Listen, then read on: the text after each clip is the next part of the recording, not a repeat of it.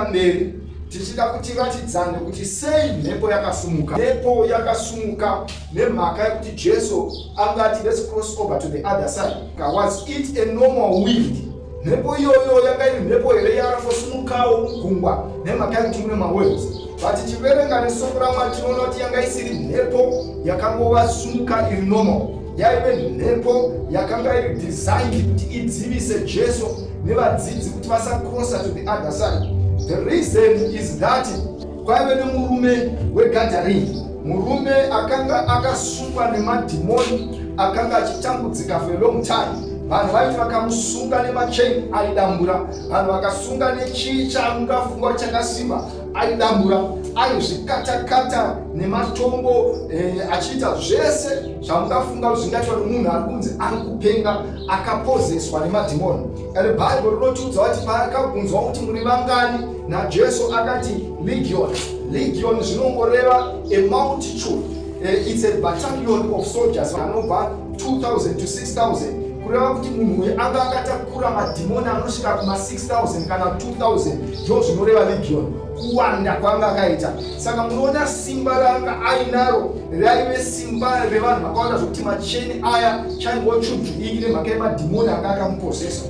Nyaya yangu iri pakutarisa pakuti pamadhimoni iwayo paakamona a battalion, it was an army, yanga iri hondo chaiyo yemasoja sevanhu vari kurwa hondo vari kune rimwe rutivi. Vari kuona Jesu mwanakomana waMwari nesimba rake guru. Madhimoni anosenza, madhimoni anoona. Pavari kuona Jesu achiuya, akatanga kutoziva kuti pano hatichagoni kuramba tiri mumwoyo, tinogona kudzingwa naJesu ari kuuya. Saka Bhaibheri rinotiudza kuti mafungu paakasumuka, I believe kuti mafungu aya akasumudzwa nemadhimoni aya. Madhimoni aya akanga achirwisa nokuda kweteritori yawo kuti zvisaitika.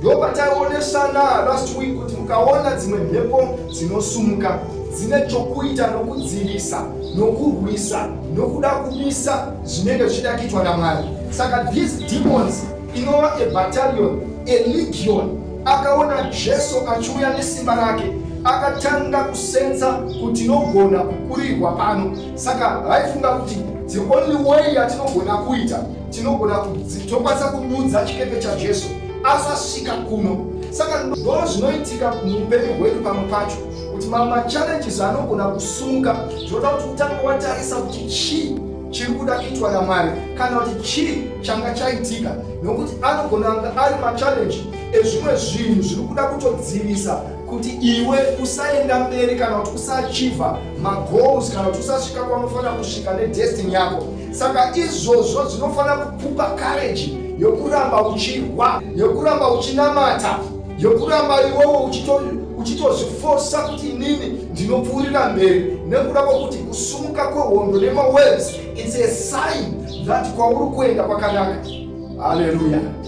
Homba hasi mawaves ese angagona kupa a sign, but izvozvo tichidzidza pastori iyi anotiratidza kuti Jesu wakanga achienda kunosunungura upenyu hwumwe munhu. So these demons dzakafunga kuti let us fight.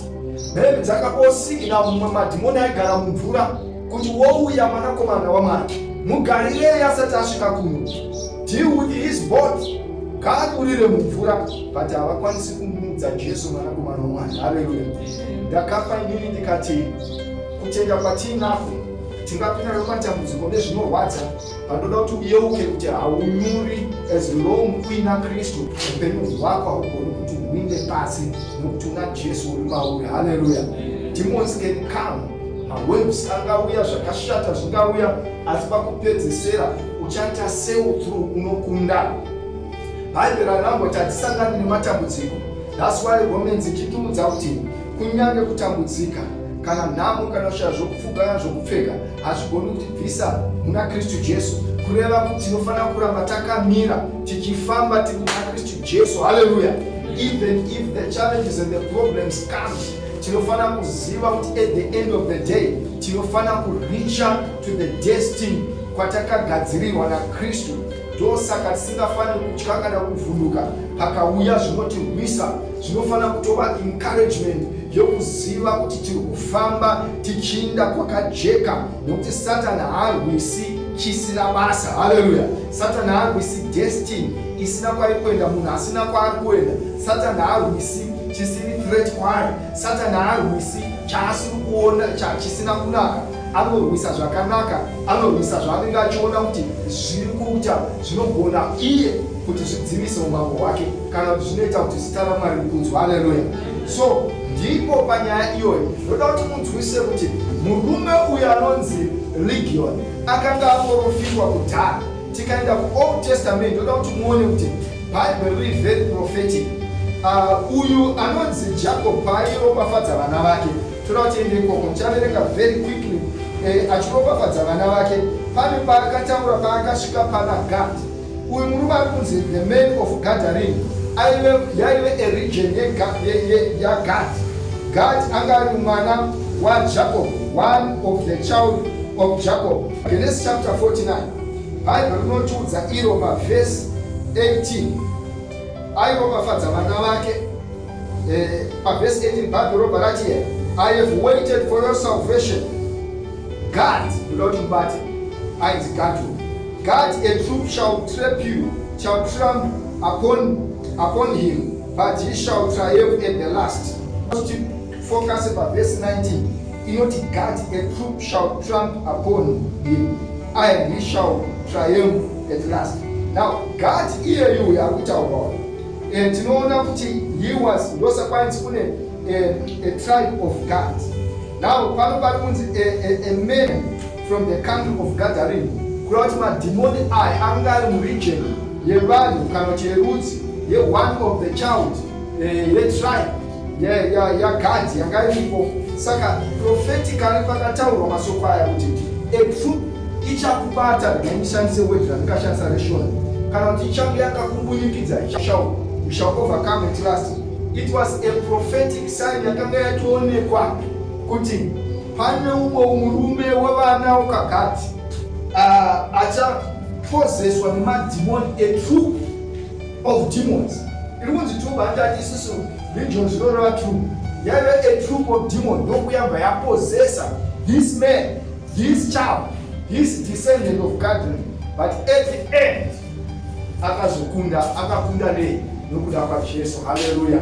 Saka pana apa madhimoni akatoziva kuti takuvingwa, ende sei akachibata murume uyu. Ndataura kuti Satani haapozesi, haarwisi chisina basa. Tikaverenga Bhaibheri redu ku19, ndoda kuti tiverenge pavhesi 19, gatani pavhesi 17. Then they began to plead with him to depart from the region. And he got into the boat, and he who had been possessed begged him that he might be with him.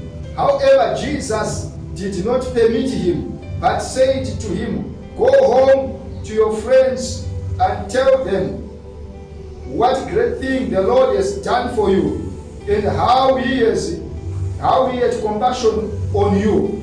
Verse 20. And he departed and began to proclaim in Decapolis all Jesus had done to him, and all marveled. Hallelujah. Ndoda kuti muone murume uyu paakanga akasungwa nemadhimoni 2000, 6000, akanga achibhainda murume anga ane calling yekuparidzira maguta anosvika 10. Decapolis zvinoreva 10 cities. Hallelujah.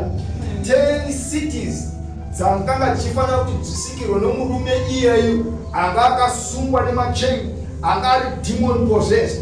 Saka ndoda kuti muimagine how these demons were fearing for his salvation, deliverance. That's why mafungu akauya in order to prevent kuti munhu uyu asasunungurwa. Sometimes dzimwe hondo dzinosumuka kuti dzidzivise salvation yako, dzidzivise destiny yako. Satani anoisa zvinopiringisha pakati.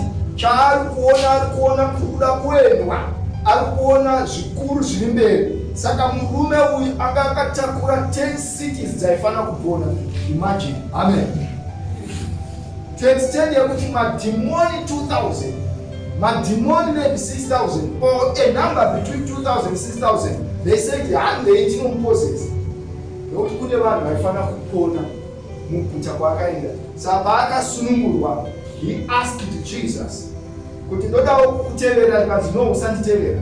Chienda kumba unoudza hama dzako neshamwari dzako zvawaitirwa naMwari.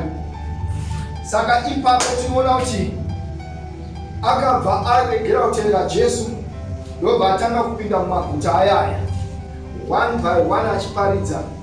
Why? Anga achienda kunoparidza kumaguta iwayo, anga achiri muregion yeGadharini yerudzi rekwaGadhi rwaifana kupona, kureva kuti rudzi rwese irworwo rwanga rwakasungwa nemadhimoni. Ndoda kuti muteerere shoko raMwari kureva kwaruri kuita. Bhaibheri rinotiudza kuti vasunungura murume iyeyo Jesu, vanhu veguta iroro pavakanzwa kuti nguruve dzavo dzapinda mumvura, vakauya vakashatirwa, vakataura chibva muguta redu, ibva in our region. Bhaibheri rinototanzi they begged him to leave from their region. Verse 17, and they asked and pleaded him to depart from their region. Zvikanzi iwewe ibva muregion yedu iwe. Changa chakutaura anga asiri varume, anga madhimoni enzvimbo eregion iyoyo. Havana kuti ibva panzvimbo inoyo pawauya, ibva muregion yedu. Muregion imomo ndoma mune 10 Decapolis, 10 cities dzakaparidzwa nomurume. Saka varume veGadhi vanga vakasungwa with the demons, and the territorial demon rakanga richirwisa kuti vanhu vasaenderera mberi vasaziva Mwari. But umwe wavo iye aifana kunza salvation ndiye akasunungurwa naJesu. Haleluya. Saka ndikuti kudini mangwanani ano tiri kuti tinofana kuziva kuti Mwari vane chinangwa noupenyu hwedu, even if tikaona ma-challenges nema-problems anenge achiitika mukati moupenyu hwedu, mafungo anosumudzwa naSatani ane chokuita nokudzivisa.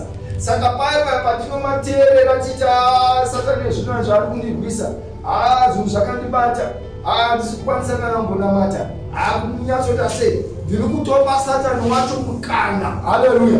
Nokuti ndo zvaanenge achida. Panguva yaunenge uchinzwa kurwadziwa, zvinhu zvichinetsa, ndobva unofanira kutoita nharo uchitonamata Mwari. Haleluya. Ndinoenda mberi because ukasadaro anokusungirira panzvimbo 1, anoramba akabata upenyu hwako, anoramba akabata destiny yako. Yet Mwari vane zvikuru. This man anga an anointing to preach, but he was demon possessed. Saka pamwe pacho paya pamuona vanhu vanaatakwa nevanhu vanenge vachinzi ane madhimoni, zvinhu zviri kuvanetsa, tisanyanya kuvaseka kana kunyanya kuvatarisa neimwe rutivi. Pamwe pacho havana kumbomadaidza madhimoni wani, pamwe pacho havana kumbodaidza nhamo idzodzo. Dzimwe dzacho nhamo dzinotodinga vanonamata seso hadzisi nhamo dzekuti vanzava kuti hadzitereki. Mona people can judge people kuti mona zvakavawira, vachamuona chakavawira, chakati kazoya zvakazowirwa nezvakati zvaidai zvichiitika mhuri. Vanhu vasati vajajajaja matambudziko iwaya, vanofanira kuziva kuti pamwe pacho haisimbori nyaya yekuti vanhu vatadza, inyaya yekusatani ari kuvarwisa pamusoro pechinhu chakaiswapo naMwari pamusoro poupenyu hwavo. Haleluya. Kana pamusoro pemhuri yavo. But this one tinoita sei? Tinobva tatanga kuona ava vanhu vane nguva rokutadza, ava vanhu vakava upenyu hwavo so nyambari. Saka ndosaka mainzwa pese paiporeswa nokudzikinurwa vanhu. Vanhu vaitanga vakwenya Jesu akaporesa munhu oti nai Jesu ndiye here atadza kana kuti ndibaba vake. Vanhu chavaimbofungwa ndechekuti munhu atadza kana vakanzi aiwa hapana chatadza, pane Jesu paakaporesa anga asingaonwe, zvikanzi haana chakatadza kanawo, asi zvinoitirwa kuti ukuru hwaMwari huoneke. Haleluya. Saka Jesu paakadzikinura murume weGadharini uyu, zvakaitwa kuti ukuru hwaMwari huonekwe muma10 cities. Haleluya. Saka ndadzikinurwa, ndaponeswa, nyasha dzauya dzokundidzikinura zviri kuita kuti ukuru hwaMwari huonekwe mumhuri yekwedu, muupenyu hwako. Vari zvavanenge vakagadzirira izvozvo. Haleluya.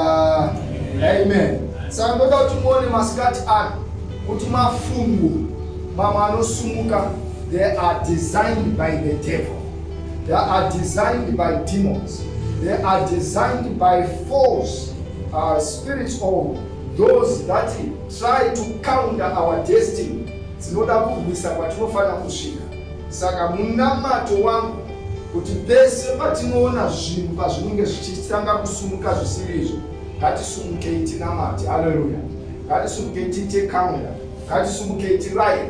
Ndanga ndichitaura last week pandaiti chakanga chitariswa naJesu chaifanira kuitika kuvadzidzi yaive nyaya yekuti kunyange Jesu vaifamba naye anga ari muakarara. Jesu aitarisira kuti vadzidzi vashandise authority to rebuke mafungu iwayo. Haleluya.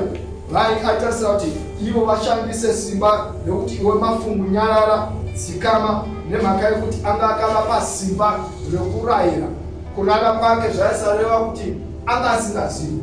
Ndoda kuti muone panapa pavhesi 35 Bhaibheri rotaura kuti Jesu akati, on the same day when evening had come, he said, let us cross over to the other side.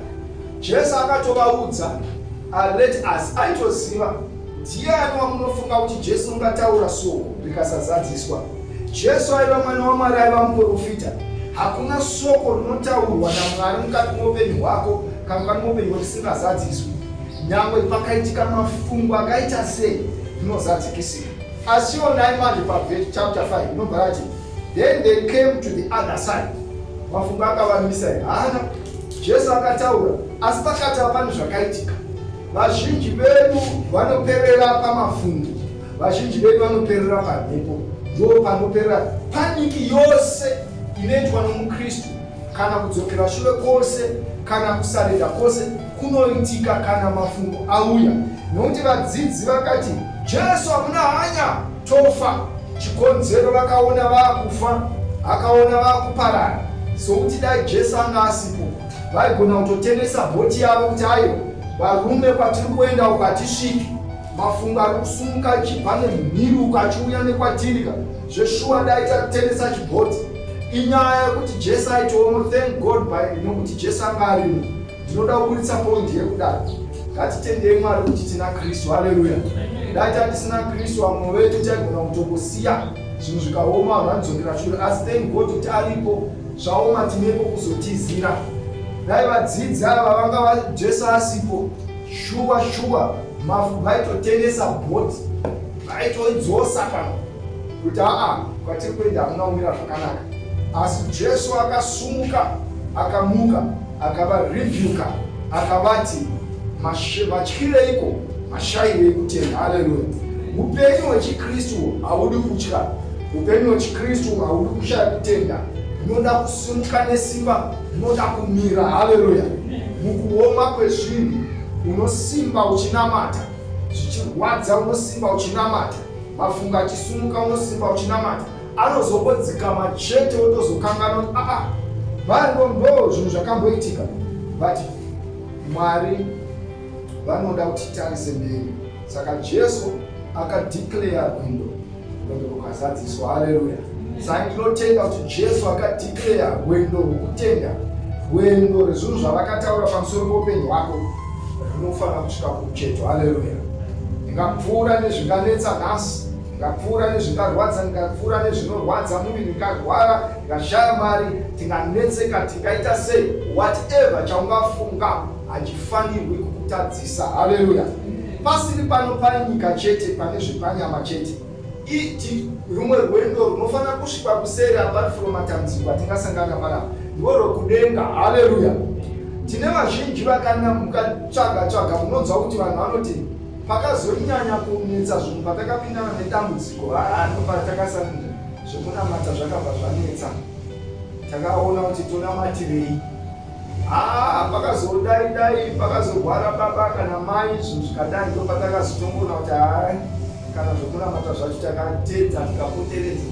Mafungu asimuka, vanhu vavatadza kuziva kuti rwendo rwavo rwurikumbiswa rusongoti zvikovanakira chete kunyange kufanana kunaka pano, asi ndokuti vakusvikawo kudenga. Satani akatochira maoko kuti ndavabata. Haleluya. Ndosaka muchiona kuti matambudziko kana nhamo hazvifaniri kudzisa mukristu. Nyanga vanhu vakakuseka kuti magonamatireko, chamunyanyanamatireko zvinhu zvisingachinji pamako kana muupenyu hwako, chamunyanya kudini. Mwari wati ari zveshuwa Mwari anofanira kuonekwa, asi kunyange zvinhu zvikasachinja, crossing over to the other side yandikuti haisi yepano futi panyika chete kudenga.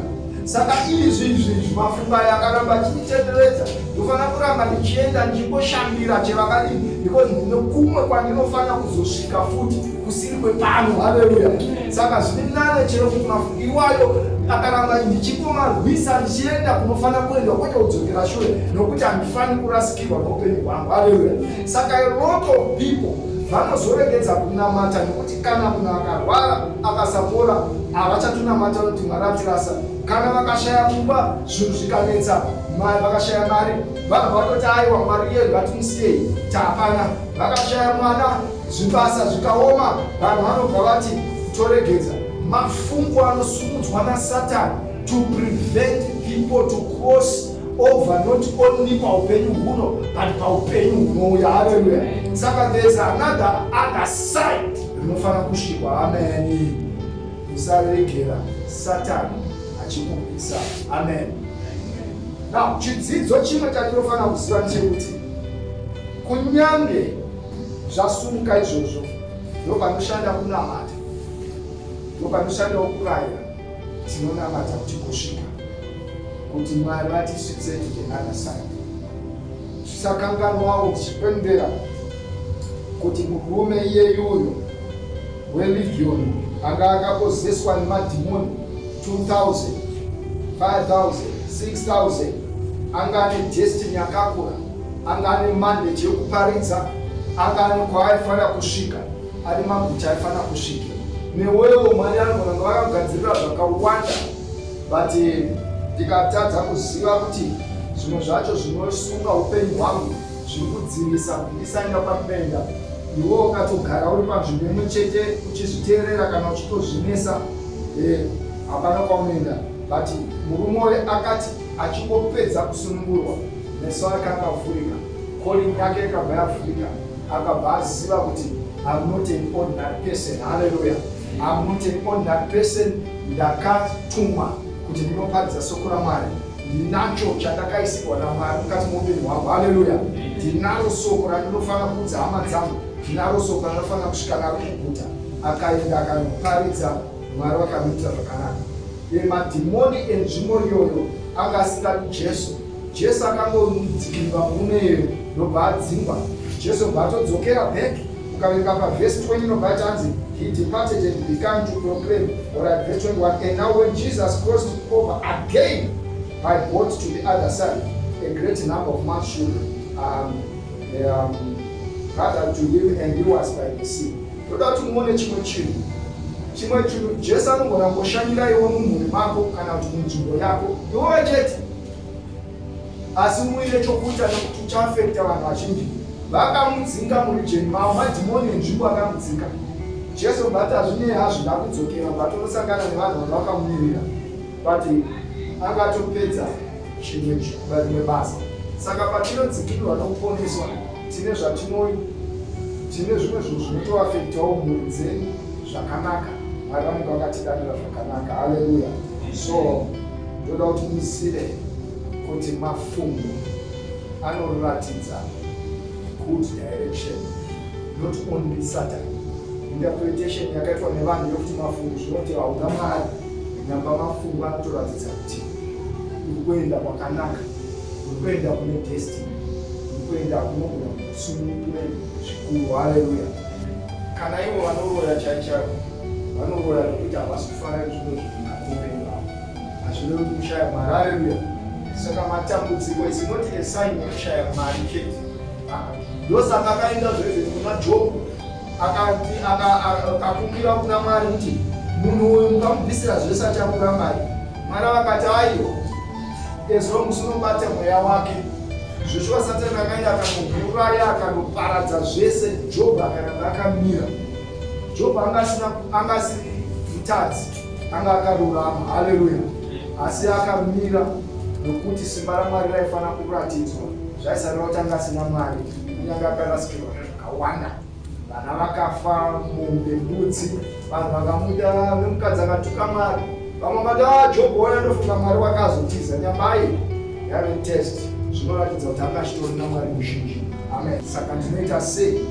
Tinotengesa bhoti here kantu rafana kuramba china haleluya chinotoramba chocho nofana kuramba chinamatira chiendeka amen toda kuti mangwanani ano tinamati kuna Mwari